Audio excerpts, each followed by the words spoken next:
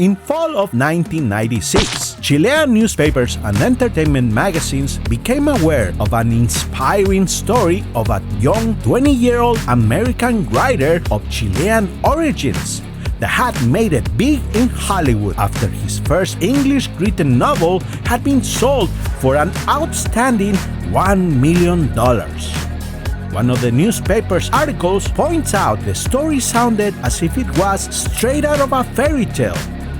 The story was truly inspiring. A young college graduate finishes school and makes the bold decision of pursuing his dream of becoming a professional writer. He moves to Los Angeles with only $2,200 in his pocket and the determination in his heart to make it big in show business.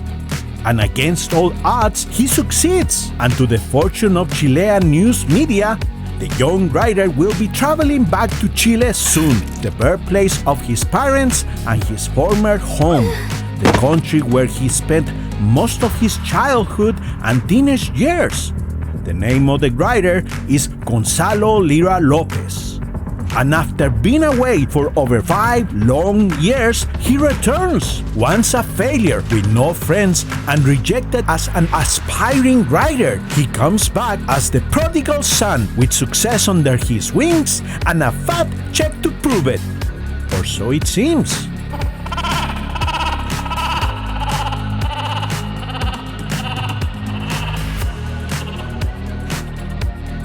Gonzalo Lira, The Deconstruction of Coach Redpill, an American Parasite. Chapter 2, The $1 Million Writer.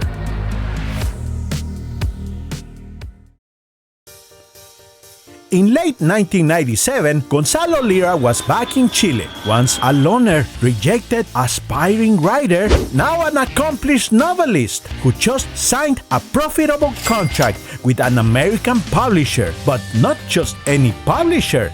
Gonzalo Lira had signed a contract with the prestigious Putnam Publishers, the same publishing house that had produced classics like William Golding's Lord of the Flies, Norman Mailer's Deer Park, Vladimir Nabokov's Lolita, and Mario Puzo's The Godfather. Gonzalo Lira performed a series of interviews for several Chilean newspapers and magazines. The first interviews described him to have an incipiente timidez, foolishly timid, with a bit of shyness that slowly disappears as he begins to talk. Lira's attitude visibly changes as the dates of the interviews advance. At first, he seems candid with good spirits, but slowly turns presumptuous and outspoken. In the first interviews he made, Lira tells the amazing story of his life right after leaving Chile in the early 1990s. And so the tale begins. In 1991, Lira began his studies at Dartmouth College, pursuing a degree in philosophy and Russian history. Lira tells in an interview he felt lucky to have gone to Dartmouth College because he was mingling with very smart people who dedicated themselves fully to their careers. He claims that he surrounded himself with lots of people who wanted to be the best, and that rubbed off on him. In a separate article, Lira claims that going to college at Dartmouth and studying philosophy helped him think analytically and left him with the ability to spot discrepancies in any system and call them out with solid critical arguments. Lira's story turns even more magical as he tells of how, while attending Dartmouth College in 1995, just as he was about to graduate, he entered 2 papers, scripts, into a writing contest organized by the school. He claims both papers won first prize, as the judges couldn't decide which of the 2 anonymous papers was the best script, so it was a draw. Lira claims that with the prize money, he decided to move to Hollywood and pursue his dream of working in show business. And since the prize money he won at the writing competition was substantial, he could just dedicate himself to writing full-time without the need to work. After Lira graduated from school, he moved to Los Angeles and he tried to get into the movie industry, but with no luck. In a separate article, Lira claims he had a contact in Hollywood before he moved there from school, and that he had around $2,200 when he arrived to the city. Side note, two quick things to point out. First, this is the only time in an article he mentions he had a contact, which will be important later on. And second, the $2,200 is a contradiction to what he stated in a previous article, where he claims the prize money he won on the writing contest was substantial enough that he didn't need to work and just write full-time.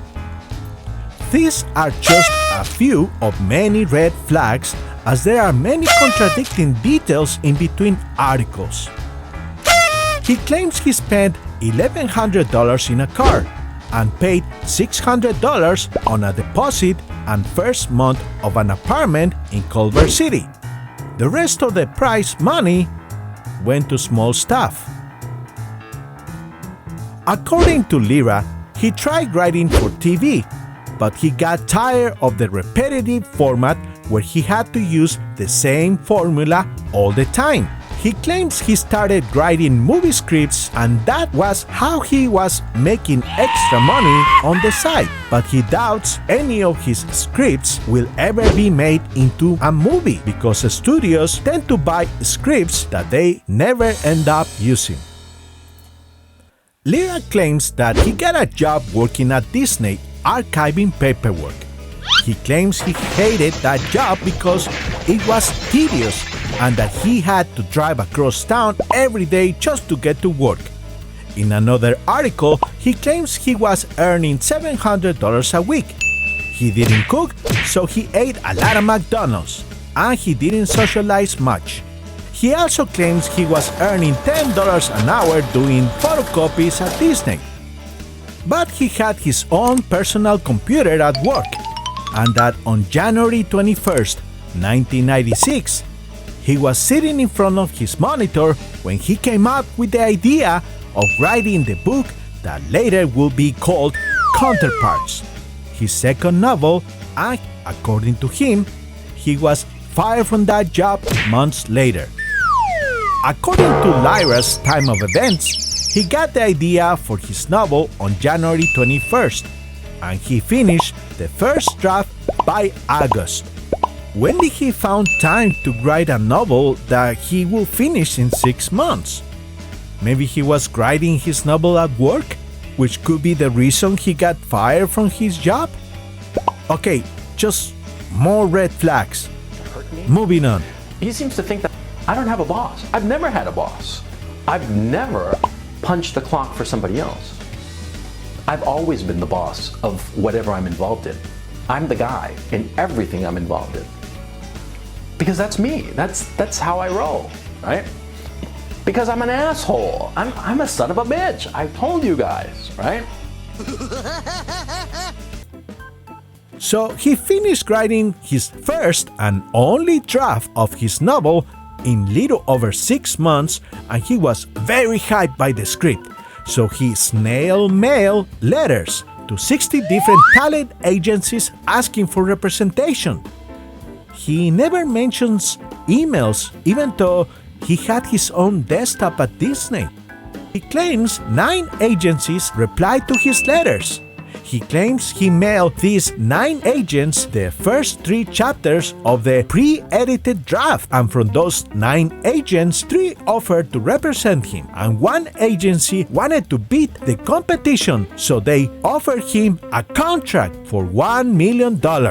The reporter points out how unbelievable his $1 million deal was, explaining that most unknown writers will have to wait a long time before a talent agency will give their draft a few minutes, let alone hours of their busy time for a careful read. This is reasonable given that these type of agents are often inundated by requests from aspiring writers from all walks of life. Some writers even had to wait months, if not years, before they are discovered. Now, just as a reminder, in another article, Lira claimed he had a contact in the industry before he moved to Los Angeles. This contact might be the reason his script was picked up by a particular agency which at the time was going through some particular business rearrangements, where they could not disclaim the amount offered to Lira. Now, he never mentions the identity of this contact, but by following some clues, it is not that hard to guess the identity of this mysterious so-called contact. I'll explain who is my primary suspect, but that will have to wait till later, as Lira has a secret from his time at Dartmouth. More of this later. Now, if you remember, dear viewer, Lira has been telling tall tales ever since he was 7 years old. So this next section really shows his natural skills for yapping BS. But I'll let you, dear viewers, be the judge of that. Lira tells the story of his novel being discovered in a very cartoonish way. He claims the agent that signed him up was Teresa Park from Sanford Greenberger Associates from New York City. He claims Park was eager to read the full, unedited transcript because she had become fixated by Lira's writing style and on the story of a CIA agent and his counterpart, an axe-wielding, single-mother FBI agent that for unknown reasons are trying to save a nun from a ruthless assassin. Lira claims that soon after, Stacy Creamer, the vice president of Putnam Publishers, got wind of Lira's novel. She requested the full script, which she received on a Friday. She read the entire 360-plus pages by Sunday, and without a minute to lose, rode her bicycle across Manhattan that same day to hand over the torn pager of a draft to the editor Neil Niran, who read the entire book overnight. By Monday evening, the transcript was in the hands of Putnam President Phyllis Grant, who was fascinated after reading the exciting thriller. By Tuesday morning, Putnam Publishers wanted to beat the competition by offering Lira $1 million to secure the rights of the unfinished, unedited draft that, according to some articles, was at the level of Tom Clancy's and John Grisham's novels. This interview was made a year before the book was even published in English, but Lira claims that the book was bound to be translated into Spanish for a Latin American and European consumption, and that the script was bound to be sold to a Hollywood studio for a movie adaptation. As previously mentioned, Lira claims he finished the draft of Counterparts on August, and by November he had signed up, through his agent Teresa Park, the $1 million deal with Putnam.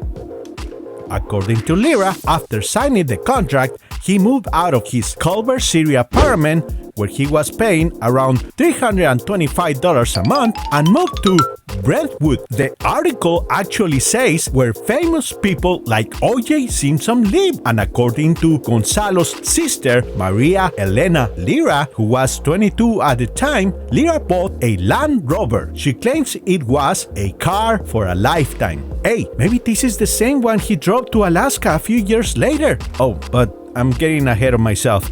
My bad.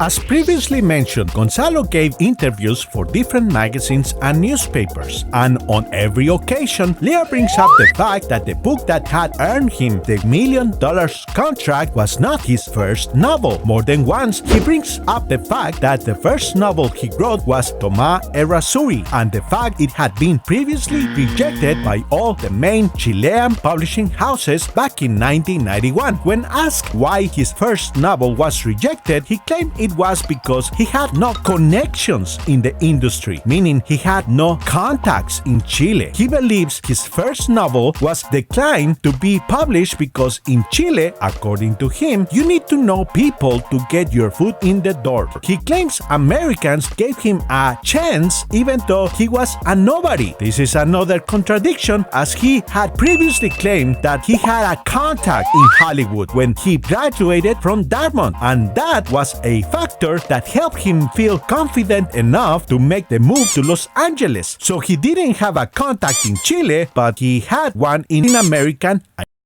Gonzalo's hypocrisy in all of its glory.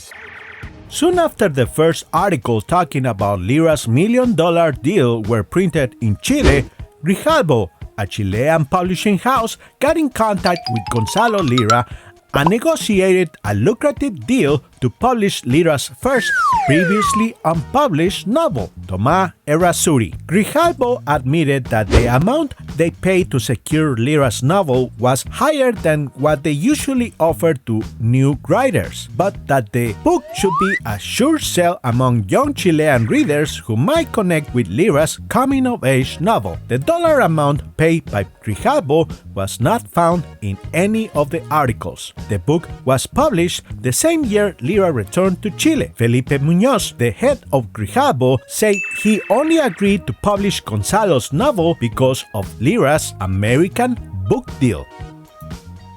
It is fair to say that the articles written about Lira's success are nothing short of a calculated PR move. Several articles proclaim that Gonzalo Lira could be the next Tom Clancy or John Grisham.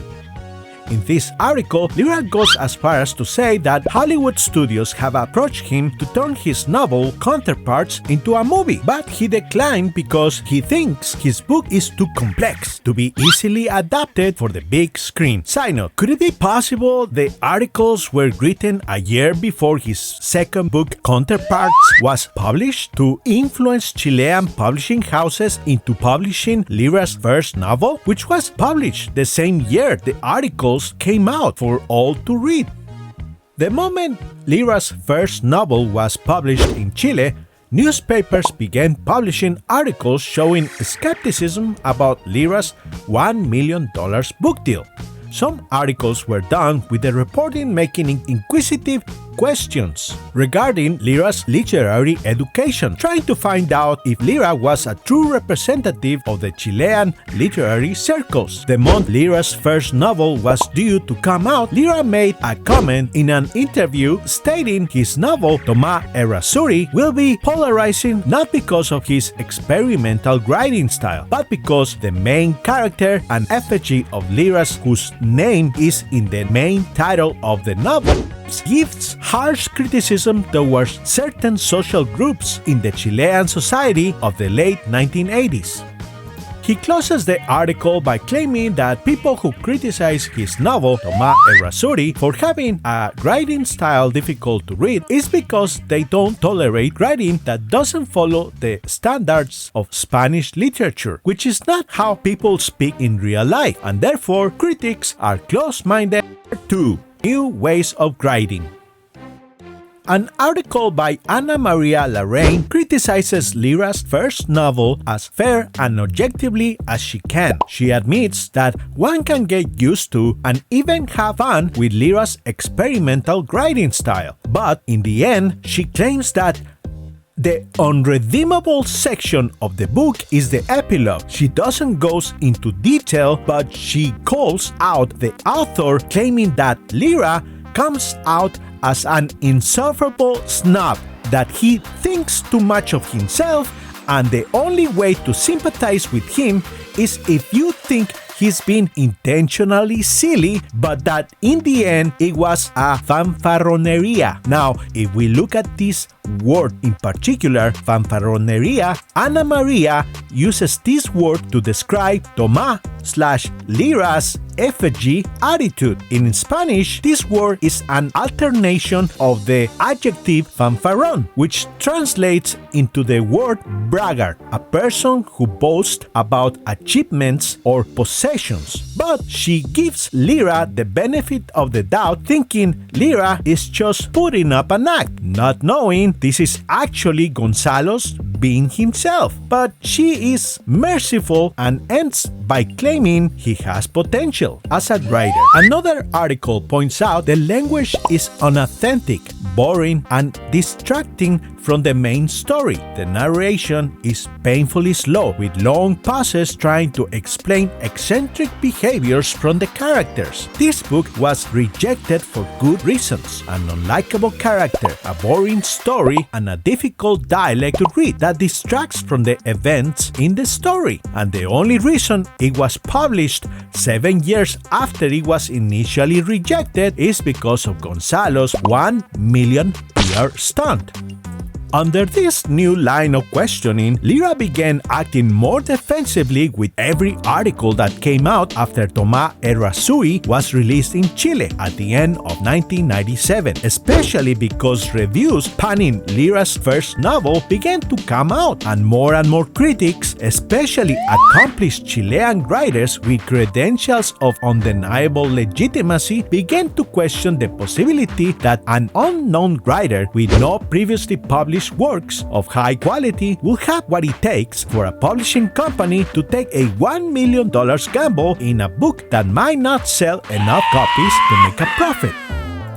To clarify the nature of the mistrust Gonzalo Lira's $1 million book deal, we take a look at an article published in a Spanish-language publication called ¿Qué pasa?, which explains that usually a publishing house will advance only 10% of the cost of every book sold, meaning that in order for Lira to receive $1 million, the book will have to be good enough to guarantee to sell at least 500,000 hardcover book copies, which will sell at around $20 each. For comparison, Tom Clancy's first novel, The Hunt for the Red October, sold 45,000 copies after an extensive marketing campaign. The book eventually sold 365,000 copies after it received an endorsement from President Reagan, and it sold 4.3 million copies after it was released in paperback edition that usually sells at half the price of a hardcover. In other words, is it possible that Lira's book was good enough to receive a presidential endorsement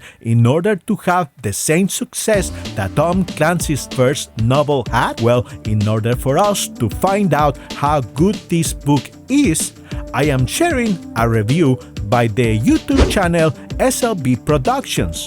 If you haven't had a chance, please go check out his 2 videos about Gonzalo Lira. They are criminally underviewed, in my opinion.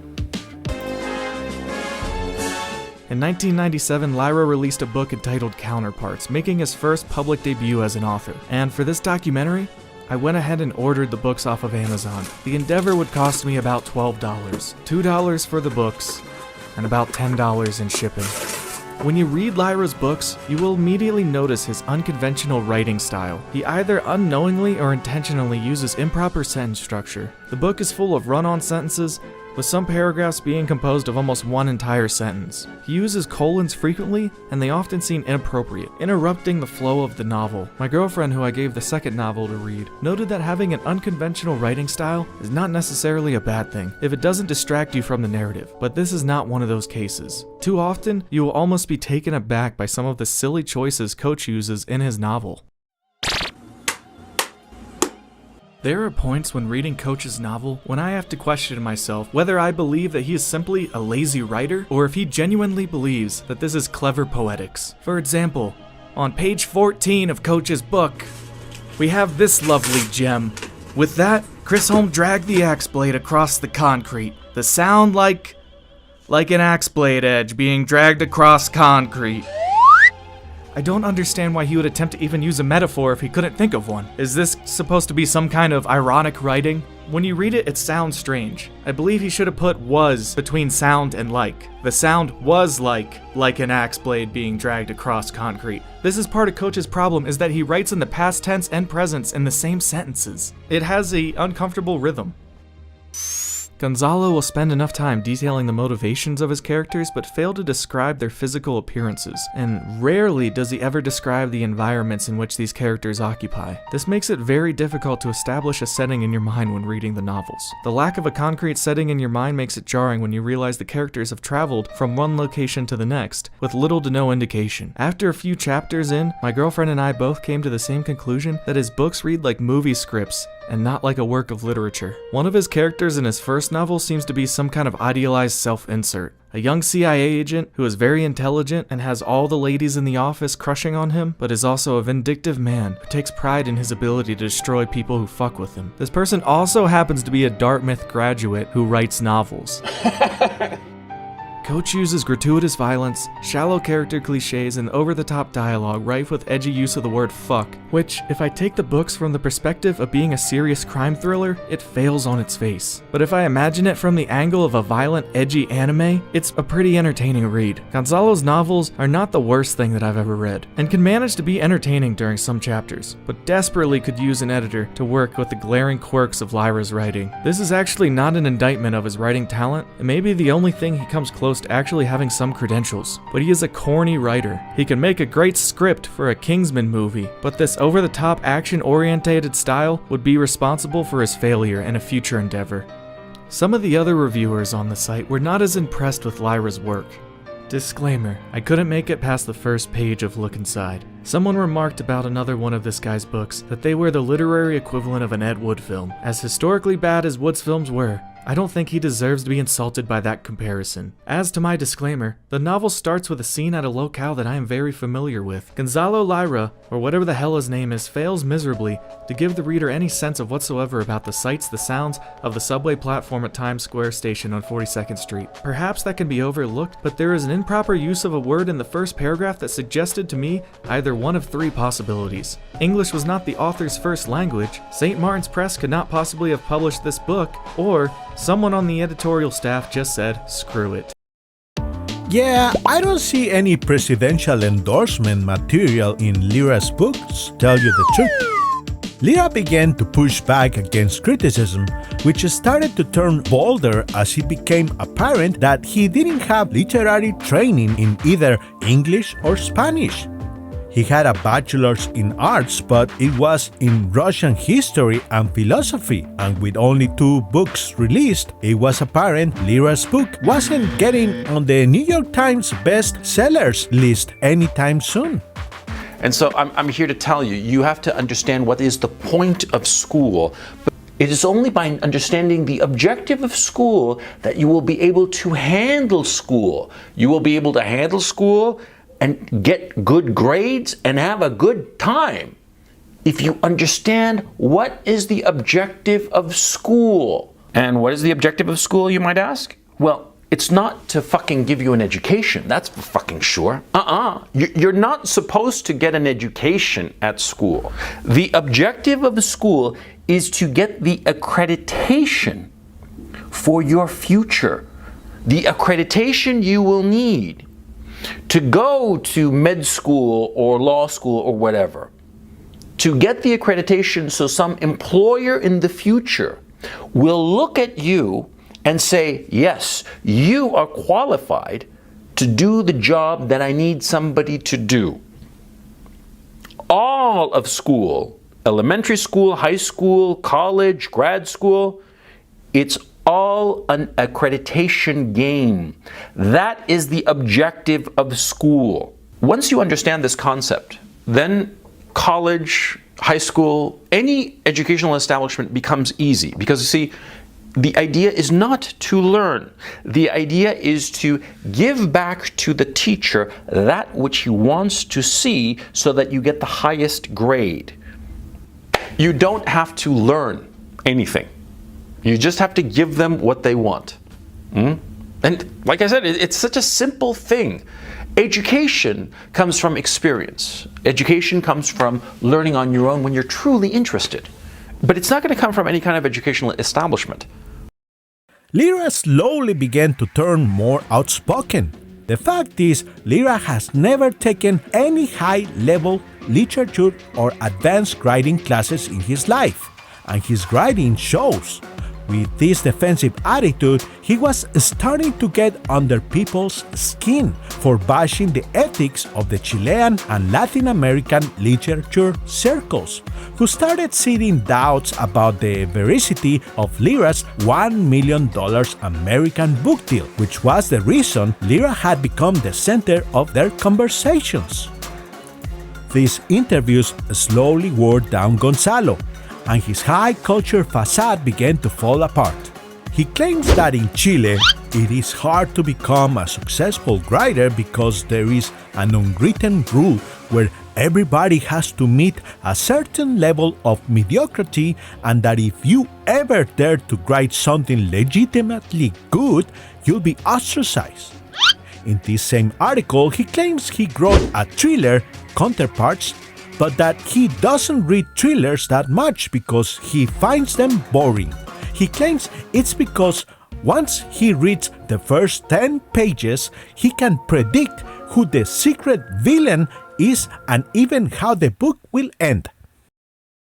In a separate article, Lira claims he wrote Counterparts as a mixture between pleasure and violence, and that the most entertaining material he likes to write is melodrama, action, violence, and pornography. He also claims that writing is the easiest job he ever had, that he doesn't know why there aren't more people writing for a living, that writing a plot is easy, and that writing 400 pages a week is so easy any dumbass can do it. M. Fuentealba, the reporter who wrote the article, asked Gonzalo about the last part of his statement. Is that what you call art? Lira responds with, I don't like to talk about art because it's difficult to define. He's confessed that he writes novels because he has ambitions and he wants to test the limits of what he can write. In a final interview before Lira returned to America, Gonzalo, the foolish goose, gave the middle finger to the literary Chilean circles, but not only that, he straight out confesses that he had no real training as a writer. In an article written by Jimena Poe, published in January 1998, Lira claims that writers in Chile need to take more chances. He claims people write the same book others have written before, instead of writing something new and original. This, by the way, from the guy who admits he wanted to write the Chilean version of Catcher in the Rye and Huckleberry Finn. Jimena Poe asked Lira if young writers in America are different from Chilean writers. Lira claims they have the same problems, except that in America, writers are motivated by money incentives or because they want to get their foot in the door of a big university where they can get a job teaching. Lira claims that in America, writers have to follow an unofficial set of rules where they have to write with center-left, left political-leaning ideas in order to be published. Side note, this statement makes absolutely no sense. Surely he wouldn't have been paid $1 million if he is a right-wing writer. Also, Tom Clancy's books were endorsed by Reagan, President right-wing Reagan, and Clancy's novels were being adapted to the big screen, and even video games, all over the 1990s, making big bucks and maintaining an open market for that type of material. Lira also claims that all books in America are required to be written with only one point of view, because writing with multiple viewpoints will go against what Henry James has dictated. Side note, this is a bunch of crap. If this was true, J.R.R. Martin wouldn't have been able to write his Game of Thrones book series, a series where the story is told through many characters' points of views. Lira claims that he wrote Counterparts with the intention of being original and that he wrote it with no intention of making a commercial novel, but a novel with surprising nuance. Lira also claims that people criticizes his work by claiming Lira doesn't know how to write. The reporter reminds Lira that his book Counterparts hasn't come out in Chile yet, insinuating that he didn't know why Lira will make such claims, especially since Lira swears that his first novel was declined because he didn't have any contacts and not because it wasn't well written. Lira is then asked what was his opinion about José Donoso, the writer named the father of Chilean literature. Lira then responds he has no opinions because he hasn't read any of his books. So Lira goes around giving his opinion about Chilean writers without even reading the books of the most famous writer in Chilean literature. See, when I was 13, 14, I was very isolated, almost ostracized, as a matter of fact, because I was weird. I was very smart. I was smarter than most of the kids in my class. And, I'd gotten into reading in a big way. And I was reading stuff that was way beyond my age group, right? He also admits that he reads books about writing techniques, showing how he's never attended a literature or high-level writing class at school, and that he uses gimmicks to write books for a profit and not for art.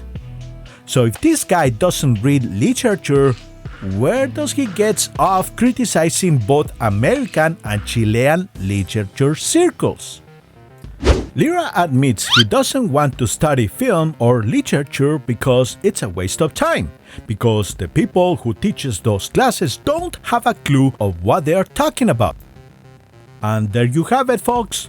Gonzalo Lira Lopez, the same guy who admits to being a tall tale storyteller since the age of 7, publicly admits that he is a professional writer because it is the easiest job in the world. A writer that has never taken a writing class because, in his own words, they are a waste of time.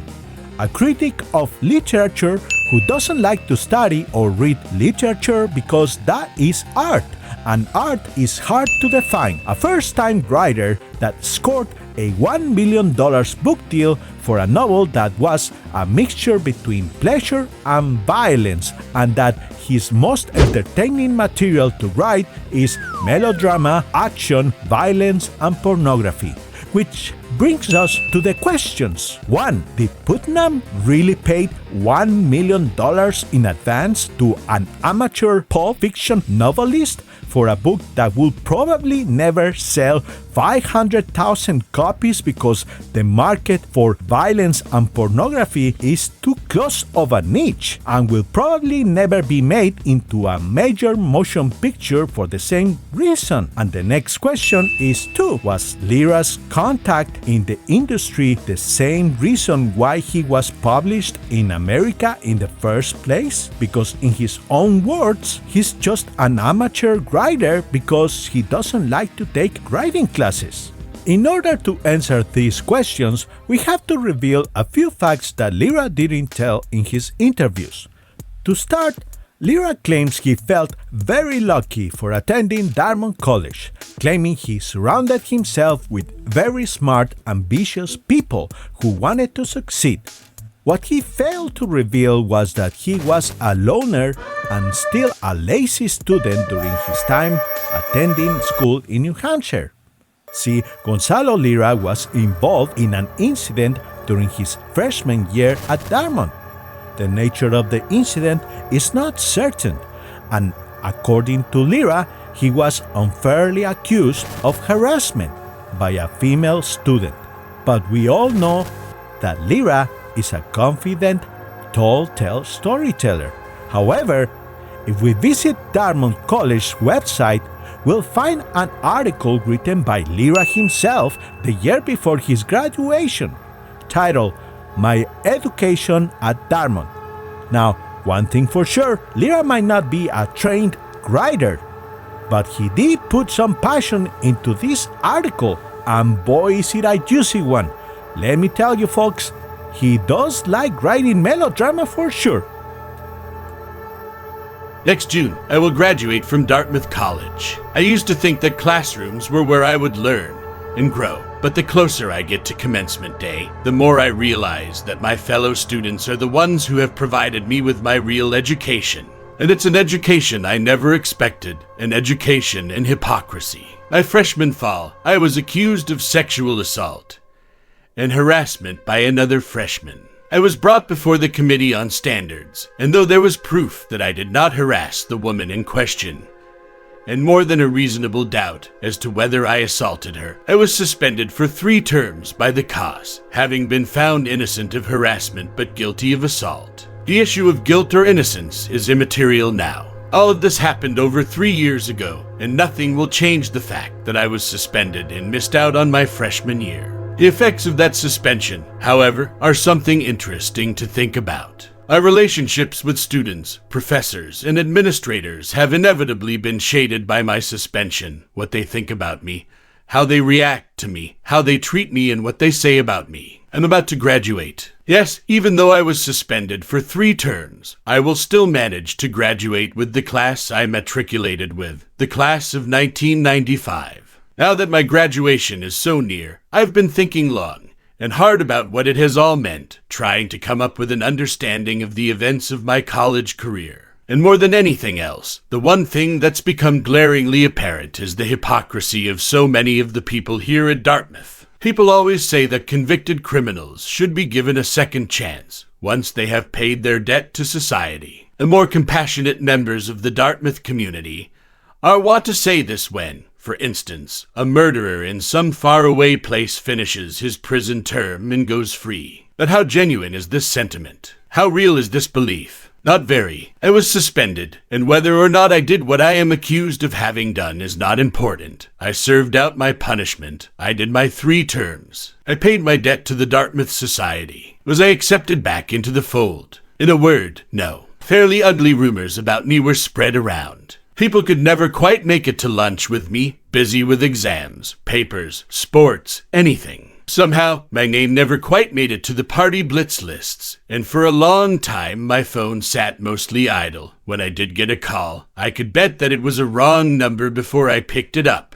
But that's life. To paraphrase Faulkner, I endured. I went to classes, studied, and generally did what I had wanted to do when I came here. I got an education. But now that I look back on my Dartmouth career, I realize that the education I received was fuller than I had anticipated. It was lonely, yes, but I can take loneliness. And what I could never take is hypocrisy. Dartmouth taught me plenty about hypocrisy. The people of this campus who show the most compassion were, curiously enough, the ones least likely to listen to me or to accept me in any way. Many of them actively avoided me, though I'd never spoken to them. These people with good liberal arts values would look at me askance, aloof, their eyes wondering when I would crawl back under the rock I'd come out from under. Some of them even questioned the people who had the nerve to hang out with me. But that's okay. This sounds weird, I'm sure, but you get to a point where you don't care much about being despised. You get to a point where you don't mind that people avoid you on the street. You get to the point where you think it's the natural state of affairs, and in fact it is. I am ostracized, and I find, surprisingly, that it doesn't hurt that much. Not only can I take it, but I can live and work and study, and not really feel hurt by the ostracism I encounter. I don't even feel it. But what does hurt me is that, though the fact of my suspension is nearly common knowledge, in over 3 years at Dartmouth only one student asked me to my face about my suspension. Only one. And that student was a transfer student. Everywhere, all day, I hear calls to listen to what someone has to say. I hear calls to reach out, to try to understand others, to try to empathize with their problems. But no one reached out to me except for that one transfer. When someone says one thing and does another, they call that hypocrisy. That's what I've seen here at Dartmouth. I see everyone reaching out to romantic causes. It's easy to reach out to someone with AIDS, or to some sculptor who is under attack for having exhibited a picture of Christ submerged in a pool of urine. It's easy, and let's be honest here. It's fun to support causes where everyone agrees, where everyone is showing support. Homophobes, racists, sexists, elitists, let's get in. Yes, it's fun and easy to be a part of Peter Pan's gang, flinging your slings and arrows at some bad old, distant, maybe even illusory Captain Hook. But when they come face to face with someone they say they ought to reach out to, and at least try to understand, the people of the Dartmouth community run away. I met a woman once. We met in a tube room. We talked. We had a good time. We hung out a couple of times after that. We had a lot in common. She seemed like a decent, cool person, someone I'd like as a friend. And I stopped hearing from her. I blitzed her a couple of times, inviting her to lunch, to hang out, whatever, but I got no answer. I assumed she'd heard about my suspension, and I was right. I happened to see her on the street one day, and this is what she did. She studiously went around me, crossing the street to avoid me, and then crossing back again, looking at the sidewalk, not approaching me, furtively glancing at me to make sure I hadn't spotted her, looking relieved when she was out of range, safely past me. That's the image of Dartmouth that I'll carry with me to the end of my days. A coward who didn't have the courage of her convictions. She had the courage to reach out to nameless others she'd never seen, but not so much courage as to reach out to someone she knew. She didn't even have the courage to at least ask. Vox clamentis in deserto indeed. My education at Dartmouth is nearly complete. Over the years, lots of people have called me a bastard. And to tell you the truth, I'm proud of it. Yeah, because what is a bastard in this sense? I'm not talking about an illegitimate child, of course. I'm talking about the colloquialism of calling somebody a bastard. Sometimes he's called an asshole, sometimes he's called whatever. It's derogatory, it's trying to put the guy down, and it is usually shot through with a sense of resentment and envy. And that is pretty much key to the issue of what it is to be a bastard. Simply put, a bastard is a guy who gets what he wants and is willing to inflict hurt feelings on others in order to get what he wants. Sometimes those hurt feelings can be really, really bad hurt feelings, and sometimes a bastard is willing to inflict actual harm on others in order to get what he wants.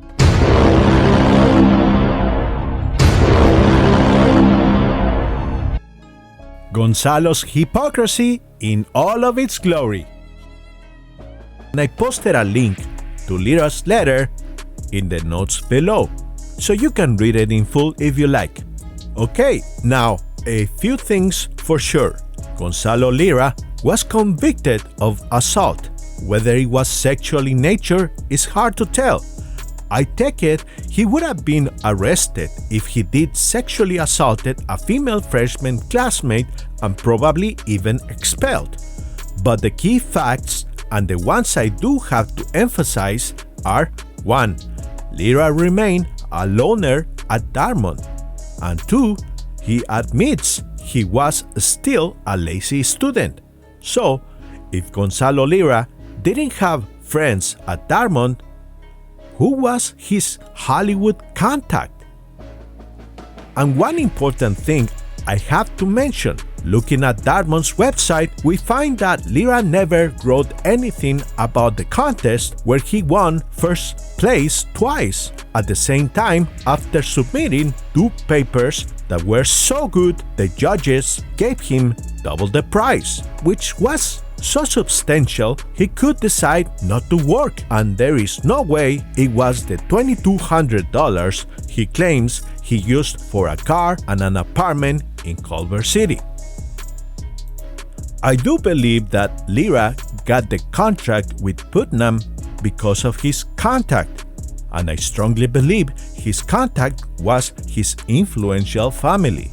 See, in 1996, the same year Lira signed his contract with Putnam, Putnam was in the process of being purchased by Penguin Group for $336 million.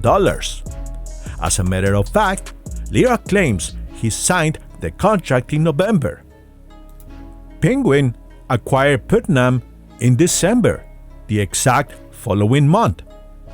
I believe Lira's family was influential enough to prevent his expulsion from Dartmouth, and influential enough to have Putnam sign a contract with Gonzalo.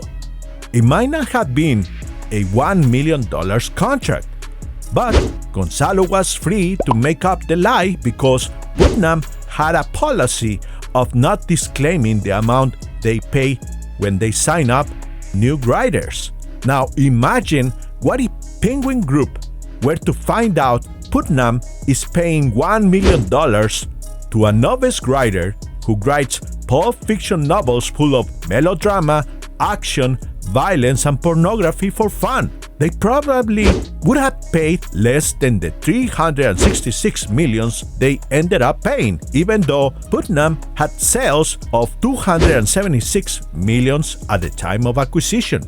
Now, by this time, there is a chance that there might be a small minority of viewers willing to give Gonzalo a break and think that the $1 million contract may have actually happened, or that maybe he is a legitimate writer who is misunderstood, because writing violence and pornography can be considered art, like the novel A Clockwork Orange by Anthony Burgess, which has plenty of both and was eventually adapted into a good movie. And I understand. I have sympathy for people who are ostracized by society, and I also feel compassion for people who want to become professional writers by their own merits and not following society's unwritten rules. However, Gonzalo the Lying Goose doesn't deserve compassion or understanding. Why is this? Because, dear viewer, in the interview published in 1997 in El Mercurio magazine, Gonzalo had already admitted he wanted to become a writer because otherwise he would have to go back to school and study a university career. In other words, for him, writing is so easy it doesn't qualify as a university career. In the interview he made in July 1997, he admitted he wanted to become a movie director, but he didn't watch many movies because he spent most of his time watching TV and playing squash. He also said he was working on his next 2 books, a book about Chile called TKG that most likely will be 1,500 pages long. At the time of the interview, Lira admits he has been working on the book for over 6 years, but that he only has 120 pages done so far. He claimed he was also working on a book called The Dream Police, and is a book bound to come out in 1999. None of these books were ever materialized. Also, in 2002, almost 6 years after his first novel was signed by Putnam, Gonzalo gave an interview for the Chilean newspaper called La Tercera. He was promoting his second English-written novel titled Acrobat. In this interview, he admits that he doesn't like to give as many interviews as he once did back in 1997. His argument was that too many people thought he was choro, which means cool in Chilean social circles. So he started believing his own hype and felt like he was walking on clouds. So this time, he wants to be more grounded. This interview also explains that Gonzalo had signed a contract for 2 books, and not just one, as initially stated in multiple articles 6 years earlier. This is a major piece of information that he not revealed back in 1996 and 97.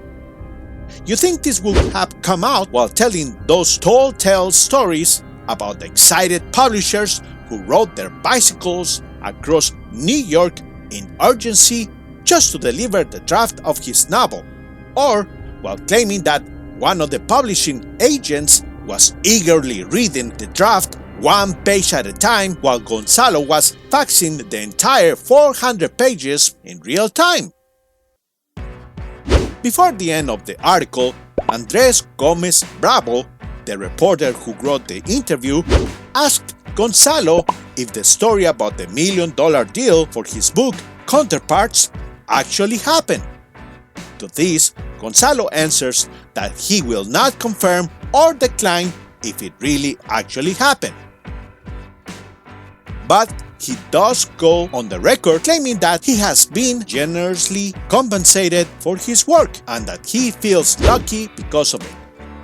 Of course, this is the same article where moments earlier Gonzalo was boldly claiming to have written very realistic novels about CIA operatives because, according to him, for 10 years during the 80s, Gonzalo had been working as a secret CIA agent while living in Chile. Yep, who could possibly doubt Gonzalo's word? Gonzalo Lira Lopez, the man who never wrote another novel again in Chile after being panned by critics and the Chilean literary circles. The man who once claimed back in an interview in 1997 that Tomás Errázuriz, his first novel, had sold well, but it was not well received by critics. Lira claimed back in that article that he didn't care about the critics because his career is just getting started and that it's not a sprint, but a marathon. Gonzalo ends by stating with lots of confidence, quote, "We'll talk again in 20 years, end of quote.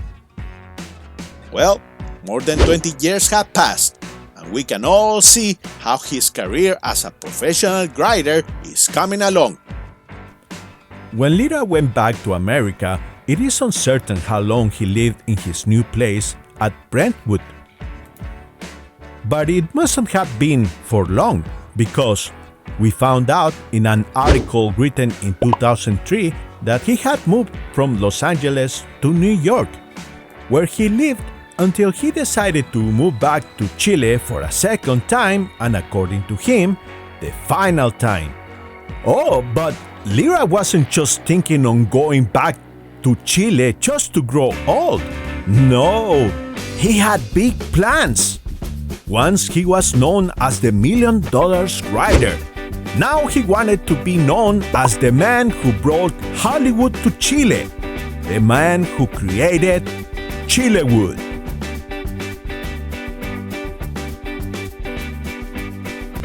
Well, people, thank you for watching till the end of the video. If you like what you saw, please help the channel grow by clicking a like and a subscribe. This is the Facts Hunter.